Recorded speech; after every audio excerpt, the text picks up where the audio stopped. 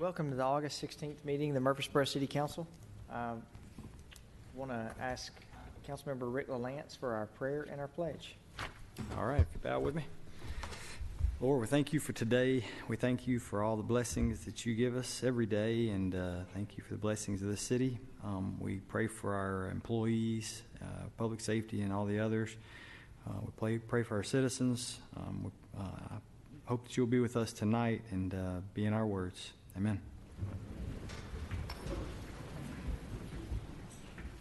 I pledge allegiance to the flag of the United States of America and to the republic for which it stands, one nation under God, indivisible, with liberty and justice for all.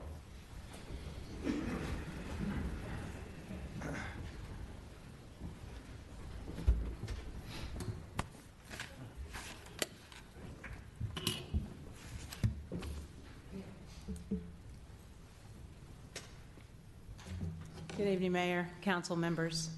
This evening, we are awarding the STARS Award to Keith Bratcher, David Sims, Troy Gannon, and Dwayne O'Donnell for demonstrating exemplary service and representing the city in a positive light. On Friday, June 8th, around 8:30 p.m., the team responded to a call of a patient who was unresponsive because of a possible overdose.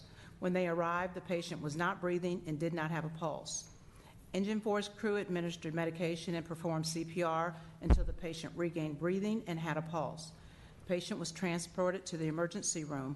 While in the trauma room, the doctors and medics told the patient that it was the efforts of the firefighters that saved this young man's life. This team, working together, doing what they were trained to do, saved a life on this night.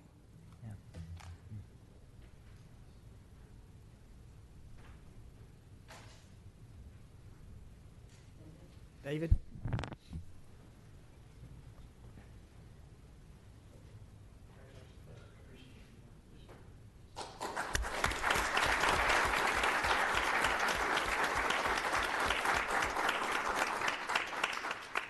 Keith Bratcher.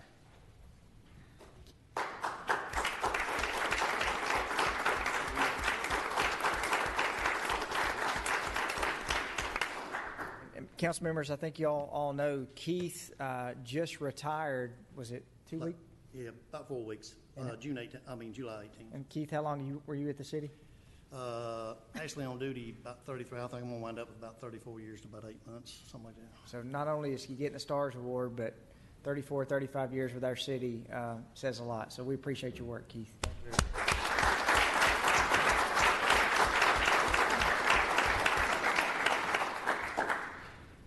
Dwayne O'Donnell.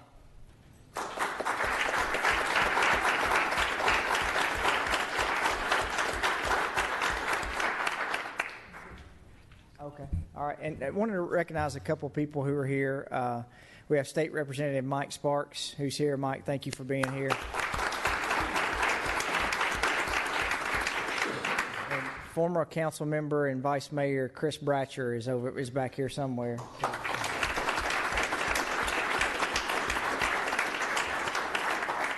I think it goes without saying to the entire department, y'all make us look good every day. And I know that we're originally the Murfreesboro Fire Department and transitioned to the Rescue Department. But, whenever a resident calls someone, it's these men and women who are normally the first to the scene. And I can tell you from a father, a husband, we appreciate what y'all do. And if it were not for what you do, the citizens would not be protected as well as they're protected. So thank you all. This is a great case to show that. So we appreciate you.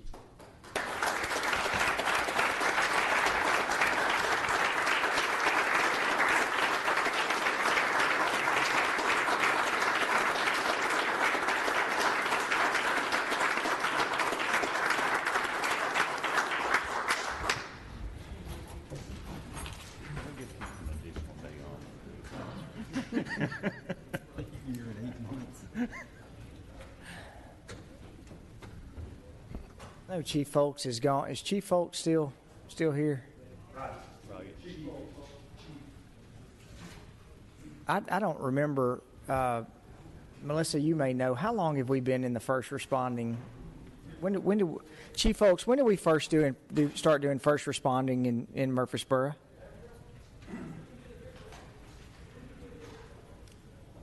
Actually, it predates me, Mayor and City Council. I think we've been doing it now for about 17 years. And 2 years ago in October, we upgraded to advanced life support, AEMT services, which the medications that this crew administered was an advanced medication administered by an advanced EMT, and began ALS services with paramedics at 4 of our 10 stations in July. A year and a half ago. And so that's the upgrade in level of service that we perform. But we've been responding to medical calls now for about 15, 16, or maybe even a little bit longer than that years. Well, and I think the reason I say that is that the residents sometimes wonder why when there's a wreck or a call that they see a fire truck pull up, and that's the reason why. Yes, that's exactly right. We're of course, our goal is with new Station 11 going into place, to have a fire station within 2.5 miles of every structure within the city. And that allows us to have a very rapid response time, and the rapid response time is what makes the difference. It's the difference between life and death in an emergency medical call. Thank you, Chief. Thank you. We appreciate y'all. Thank you. All right, you have the consent agenda in front of you. Mayor, one clarification. On number 1, it's listed as precast manhole structure bid, and that's the one that we'll be taking action on tonight. Attached to the agenda were 4 or 5 other items, and those are for next week's. So tonight's just the precast manhole structure bid. Okay.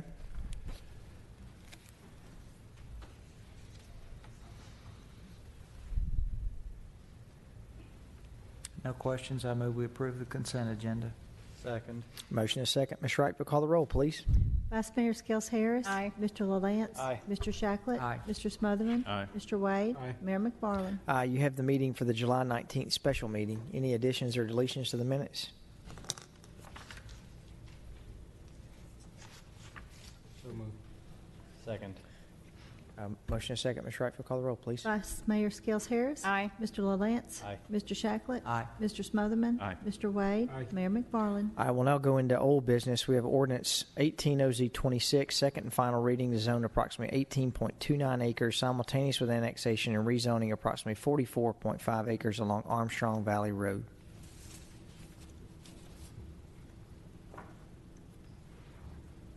Move for approval.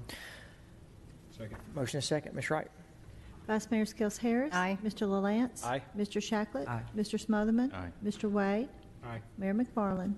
Aye. We'll now move to ordinance 18043, second and final reading to amend Chapter 33, Water and Sewer, Section 33200, retirement of the Compton Road Sanitary Sewer Special Assessment District. Move for approval. Second. Ms. Wright, will call the roll. Vice Mayor Skels Harris. Aye. Mr. LaLance. Aye. Mr. Shacklet. Aye. Mr. Smotherman. Aye. Mr. Wade. Aye. Mayor McFarland. Aye. Ordinance 18047, second and final reading to amend Chapter 2 Administration, Chapter 11 Electricity, Chapter 33 Water and Sewers to implement organizational restructuring of city departments. Move for approval. Second. Motion is second. Ms. Wright, will call the roll. Vice Mayor Skels Harris. Aye. Mr. LaLance. Aye. Mr. Shacklet. Aye. Mr. Smotherman. Aye. Mr. Wade. Aye. Mayor McFarland. Aye. We'll move to new business. We have ordinance 18048, first reading regarding setback requirements for residential HVAC units, building and codes. Good evening, Mayor and council members. The ordinance before you is amending an amendment to the 2012 International Residential Code, which requires HVAC units to be a minimum of 5 foot from the side lot line. If you may recall, some of you were here in May of 2008 when we amended then the 2006 IRC to require exterior walls, decks, chimneys, and HVAC units to all be 5 foot from a side lot line. We've been enforcing that, carried it over into the 2012 code, which we're under today.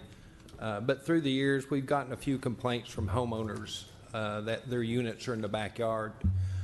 They felt like on the side of the house there was room for the HVAC unit. We've been tossing it back and forth, and we feel like reducing that 5 foot clearance down to 3 foot would allow more houses to have the units on the sides of the house. There'll still be clearance for getting around the unit if a neighbor puts up a fence. There's still room for servicing the unit, things like that. So we feel like this is a good compromise. Mr. Holtz, do you have any concern with safety access, because, I mean, if you've got a unit that sets out from the house 4 foot and it's a 5 foot setback, and both houses do it side by side, then basically you might have a 2 foot alleyway between them. Do you have any safety concerns with that as far as access for fire access or anything like that? This amendment will keep it 3 foot clear from the property line, so the closest the two units can be is 6 foot apart. Okay. And we discussed this with Carl Pease of the fire department, and Okay. he didn't see Good. any objection to it. Okay. I'll move for approval. Second. Motion is second. Ms. Wright, will call the roll. Vice Mayor Skels Harris. Aye. Mr. LaLance. Aye. Mr. Shacklet. Aye. Mr. Smotherman. Aye. Mr. Wade. Aye. Mayor McFarland. Aye. Thank you, Mr. Schultz. We'll now move into resolutions. We have Resolution 18R24 to adopt a schedule of fees for permits issued by the City of Murfreesboro Building and Codes Department. Mr. Me Schultz again. is back. Thank you. Before you is a resolution to amend the permit refund policy that was adopted some time ago. Currently, there is no charge for a refund on a permit. We do a lot of these refunds on permits that people obtain. And so we would like to start charging a $35 fee for each permit we refund. All right, so you have Resolution 18R24 for the schedule of fees. Move for approval. Second. Motion is second. Ms. Wright? Vice Mayor Skels Harris. Aye. Mr. LaLance. Aye. Mr. Shacklet. Aye. Mr. Smotherman. Aye. Mr. Wade. Aye. Mayor McFarland. Aye. You now have Resolution 18R25 to adopt a City of Murfreesboro Building and Codes Department permit refund policy. Yes, sir. A review of our permit fees were done in conjunction with preparing our current year budget. Our permit fees, as you may recall, were compared to Clarksville, Metro Nashville, Rutherford County, and Chattanooga. Our current residential permit fees are about half of what those jurisdictions are currently charging. The proposed fees will move us up into the median range of those jurisdictions. The fees that will be affected will be residential building, residential pool, commercial residential mechanical, plumbing, and gas, also grading permits, service fees, and reinspection fees. The commercial building permit fees will not increase, and we've added one additional electrical fee for pumps on step systems. We expect a total revenue increase of about $550,000 per year based on 2017 year activity. We did have a stakeholders meeting on July 11th with about 50 plus attendees where we discussed the fee changes. There were no negative feedback whatsoever. And I'd also like to inform you we've amended this resolution to take an effective date of August 27th. We've got quite a bit of work to do in our software to amend the fees if you approve this. So we're recommending that you approve these new fees. If you have any questions about them, I'll be glad to answer anything.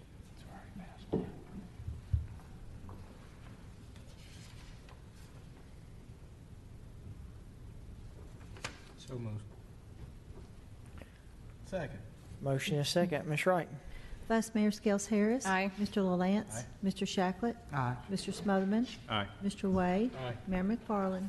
Aye. We'll now move to Resolution 18R26 to establish fees for issuance of sign permits pursuant to Chapter 25.2 sign ordinance. Last one, by the way. Seems like you're getting a little greedy, Mr. Schultz. Excuse me. Just kidding. Sign fees have remained unchanged since 2010. When we started enforcing the sign ordinance, I noticed one thing that was odd, that attached signs and ground signs are the same cost per square foot. Although with ground signs, we have to make a couple inspections additional to what we might do if it was just attached to a building. We didn't think that was fair, so we'd like to increase the base fee on ground signs. So moved.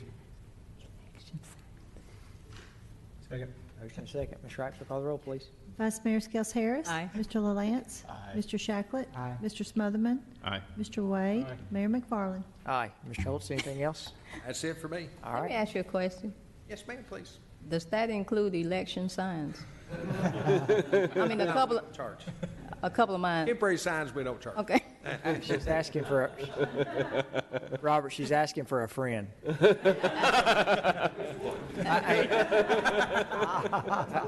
LaLance sent me a note.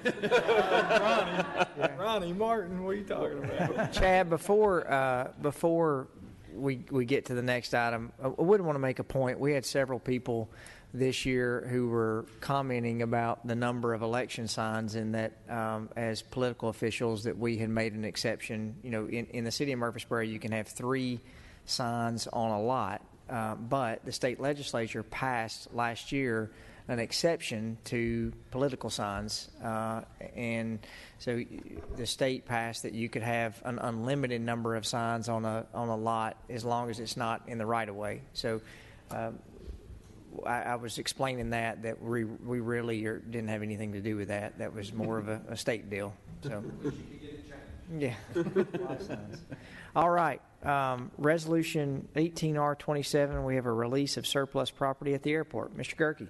Thank you, Mayor and members of the City Council. Back in 1947, the city was in the process of moving the airport from the Middle Tennessee College way out on Old Lebanon Highway. And in 1947, the city purchased 75 acres, which included the small, slender piece of land that connected the airport to Memorial Boulevard.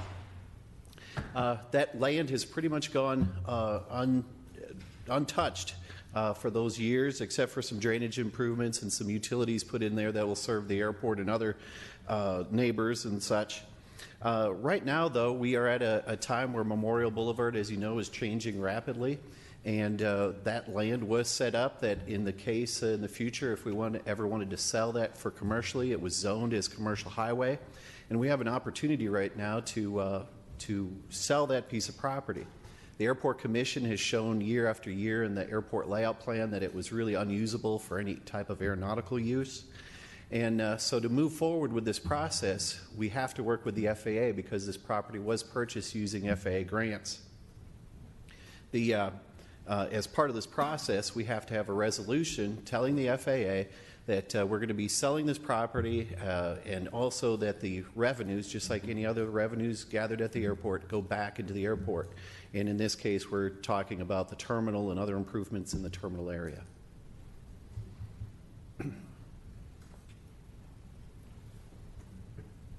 There's no questions. I move for approval. So what we'd be voting on tonight, though, is just to release it to be able to sell. We'll have a totally separate. It is a resolution that says that we are selling it and the revenues are going towards airport improvements. Second. Motion and second. Ms. Wright, call the roll, please. Vice Mayor Skels Harris. Aye. Mr. LaLance. Aye. Mr. Shacklet. Aye. Mr. Smotherman. Aye. Mr. Wade. Aye. Mayor McFarland. Aye. Thank you, Chad. Thank you. All right, we need to schedule public hearings for a zoning along Old Las Casas Road and Greenland Drive, an annexation plan of services and annexation petition along Spring Cove Drive and Tomby Court, zoning along New Salem Highway and Warrior Drive, zoning ordinance amendments for Section 7, 9, 24, 26, 27, and 31 in Chart 1 endnotes pertaining to updating various references in the zoning ordinance to Murfreesboro Water Resources Board, Development Services Division Director, and Public Works Division. Mr. Blomley. Thank you. Good evening, Mayor McFarland and members of council. We have 4 public hearings to schedule. Planning Commission took these up all in one night, and we expect that the City Council will be able to accommodate all 4 of these in one night. We would recommend September 20th as the public hearing date, or September 27th as an alternate public hearing date. I'll be happy to answer any questions.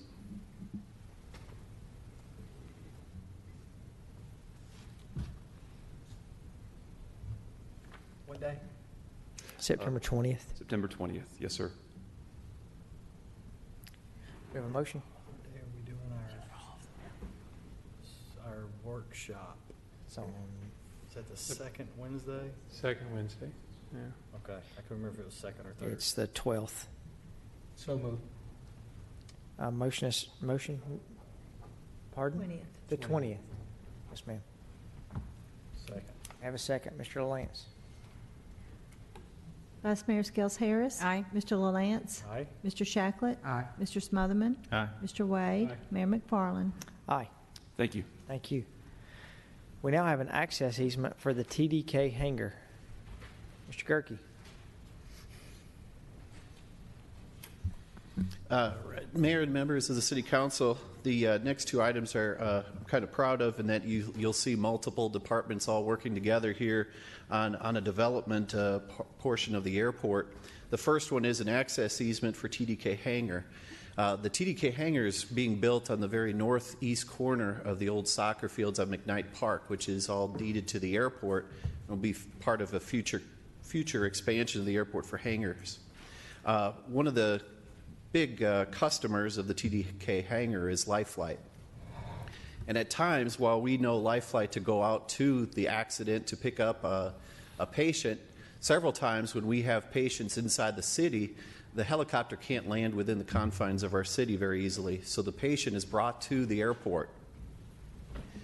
Because of the position of where TDK is located, we tried to find the best solution, the best direct route to the TDK Hangar.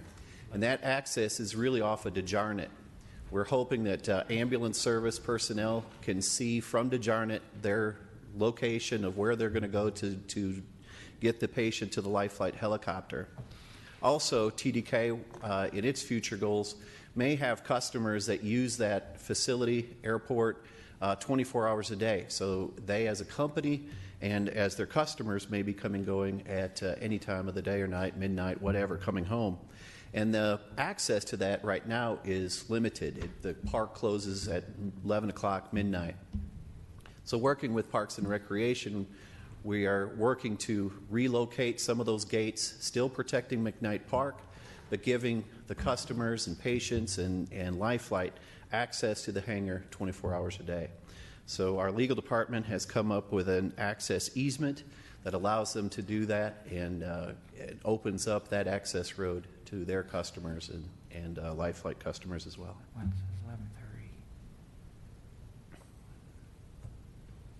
I'll be glad to answer any questions you have about that.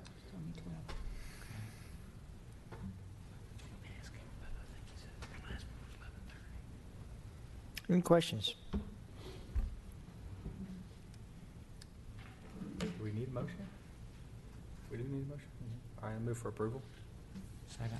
Motion and second. Mr. Rackler, call the roll. Vice Mayor Skels Harris. Aye. Mr. LaLance. Aye. Mr. Shacklet. Aye. Mr. Smotherman. Aye. Mr. Wade. Aye. Mayor McFarland. Aye. We now have a supplemental land lease agreement with the TDK Hangar. Mayor and members of the City Council, as I just said, that this location of this hangar is in the upper northeast corner.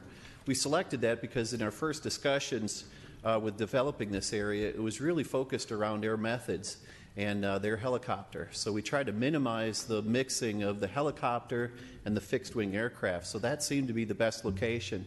We further went out when we did the runway extension to receive money from the state to build a taxiway extension. While we tried to work directly with Air Methods, it was really the TDK hangar that really brought a cooperation together and allowed Air Methods to finally get into a location there. It's a very tight piece of land, and we had to make for extra parking spots for all of the LifeFlight changes of shift and things like that, which forced about 12 parking places into what would be parkland. So to support that, we had to come up with a supplemental land lease. The airport is even giving up a little bit of a corner of a piece of property just to straighten out that property and work with the Parks and Recreation.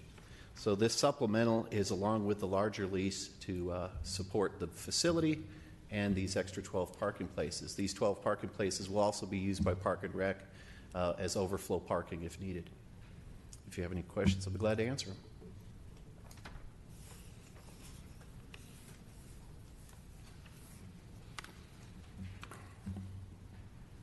If there aren't any questions, I'll move for approval.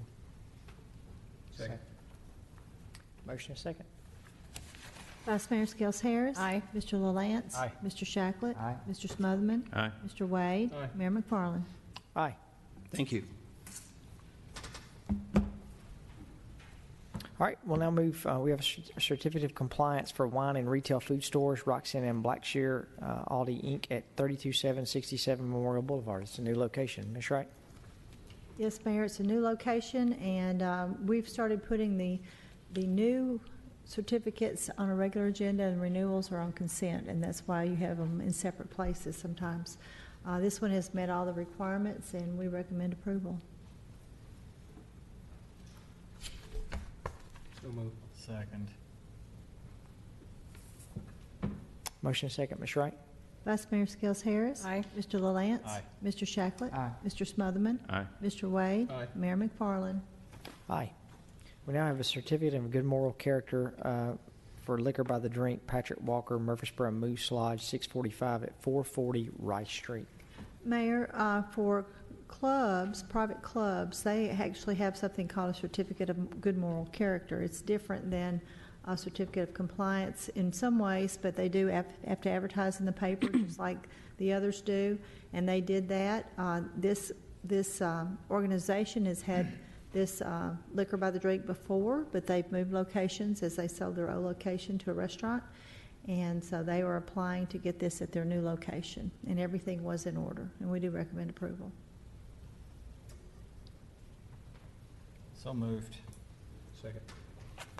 Motion is second. Ms. Wright, will call the roll. Vice Mayor Skels Harris. Aye. Mr. LaLance. Aye. Mr. Shacklet. Aye. Mr. Smotherman. Aye. Mr. Wade. Aye. Mayor McFarland. Aye. Any licensing? Mayor, we have some regular beer permits tonight.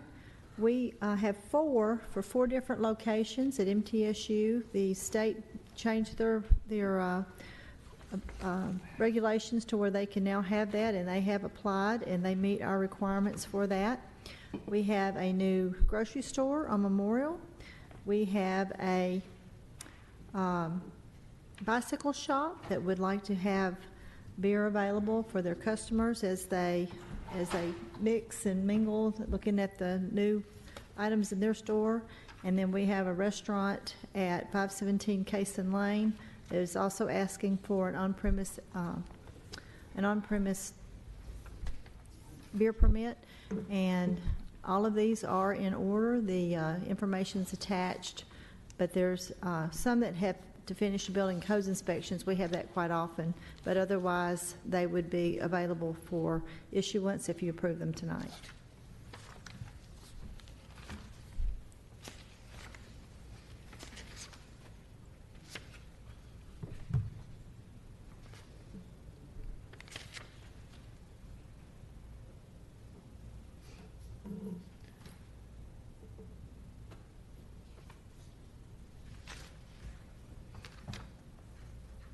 Any questions?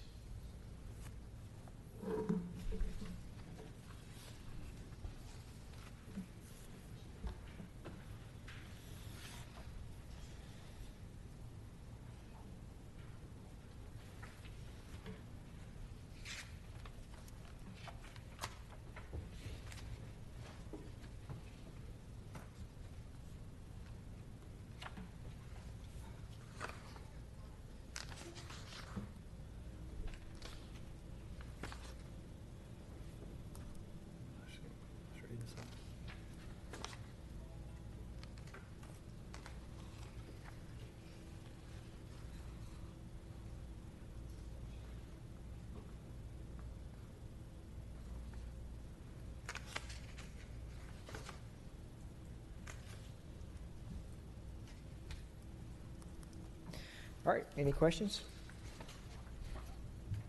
Bueller?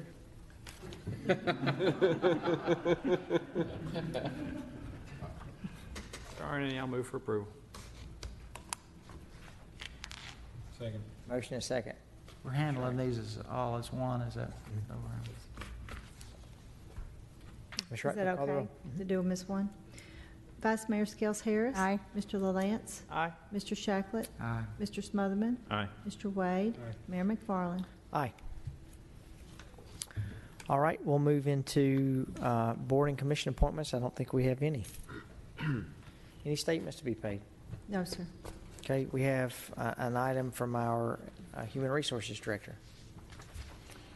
Oh, I can take it real quick. This is an amendment to our ICMA-RC defined contribution plan agreement that allows for us the city to have offer additional benefits for competitive recruiting. It allows supplemental vacation, granted by the city to be placed into the retirement plan for employees. Are there any kind of limits or ranges on that, or is there some kind of typical? This goes into 401A, so there are limits to the contribution on 401A. Annual limits, just like there is for the 457 or 401K plans. Those limits are established by the Internal Revenue Code. Yeah, I'm familiar with that one. But Yeah.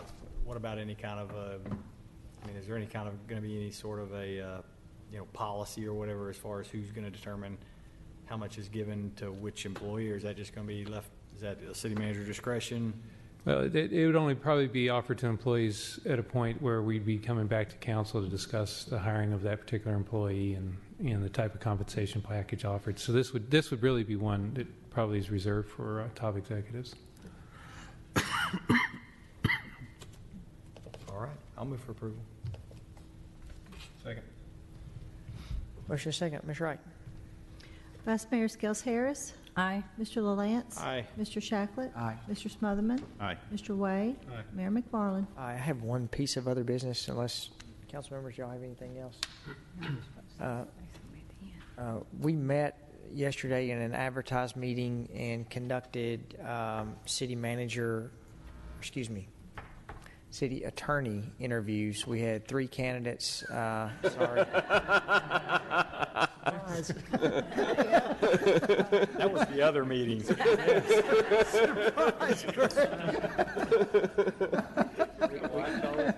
Should have been there. And we had Short timer. 3 candidates that we interviewed yesterday to give you an idea of how we set up. We handled this very similar to when we hired Mr. Tyndall as a past city attorney. We had a community panel.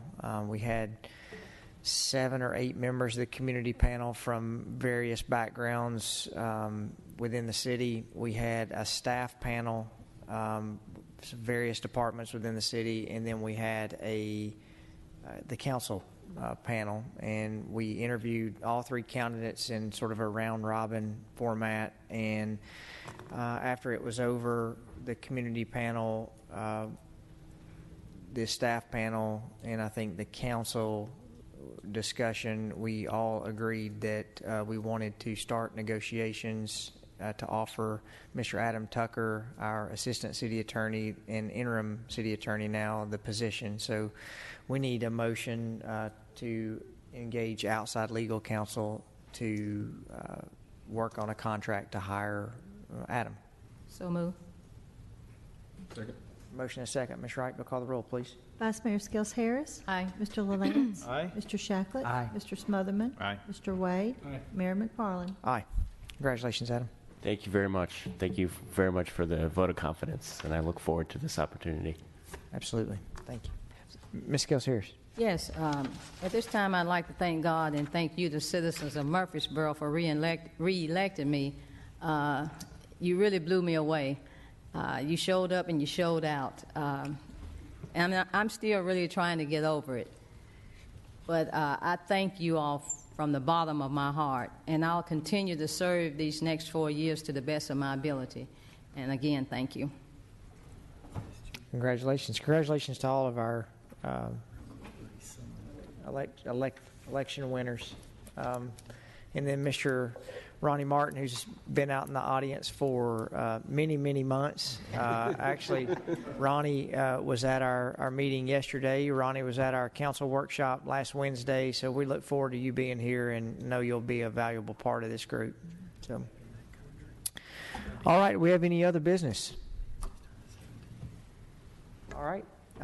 Mr. Tyndall, September the 12th is our next workshop meeting. Is that correct? Next workshop meeting, right? Okay. Is it 11:30 or 12? It was It'll be 11:30 last Thursday. 11:30. We'll gather at 11:30 and grab lunch.